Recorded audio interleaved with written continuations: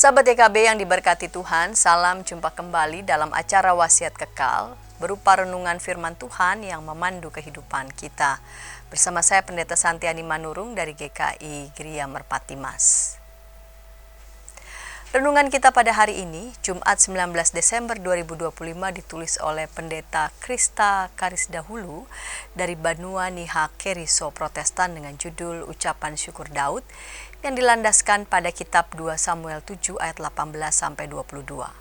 Dan nats yang akan menjadi pusat perenungan kita adalah 2 Samuel 7 ayat 22a. Sebelum membaca Alkitab dan merenungkan firman Tuhan, mari kita berdoa. Tuhan, kami ingin mendengarkan firman-Mu. Tuhan, kiranya bimbing kami. Dalam Kristus kami berdoa. Amin.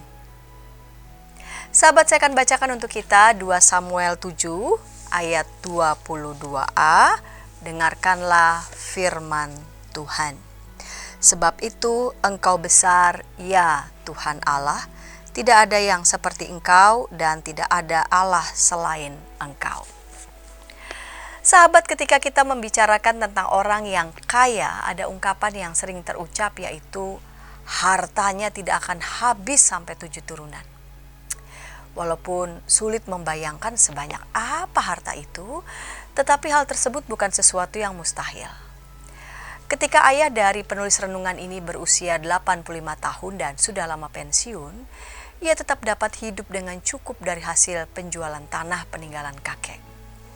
Sang penulis renungan ini merasa bahwa ayahnya sangat diberkati melalui hasil kerja keras ayahnya, yaitu kakek yang telah lama meninggal. Daud sangat bersyukur atas limpahan berkat Tuhan dalam hidupnya. Kemenangan dalam setiap peperangan, diangkat menjadi raja, dan pada zamannya Israel mencapai puncak kejayaannya sebagai suatu bangsa. Namun berkat Tuhan tidak berhenti sampai di situ. Tuhan menjanjikan bahwa berkat itu akan terus tercurah kepada keturunan Daud, dan ia berjanji akan menyertai serta mengokohkan kerajaan Daud. Sahabat, mungkin kita tidak dapat mewariskan harta sampai 7 turunan kepada anak cucu kita. Tetapi warisan bukan hanya dalam bentuk materi. Ketika kita hidup menaati firman Tuhan, itu akan mendatangkan berkat Tuhan bagi kita. Dan ketika kita memberi teladan bagi anak cucu kita serta mewariskan kepada mereka nilai-nilai Kristiani untuk mereka hidupi, maka itulah juga yang akan mendatangkan berkat Tuhan bagi mereka. Mari kita berdoa.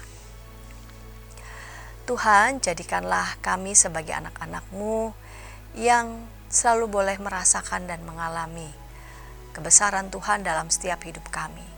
Dan tentang hal itu juga yang kami boleh persaksikan dalam hidup ini, baik melalui keluarga kami maupun juga melalui anak dan cucu kami. Dalam Kristus kami berdoa. Amin.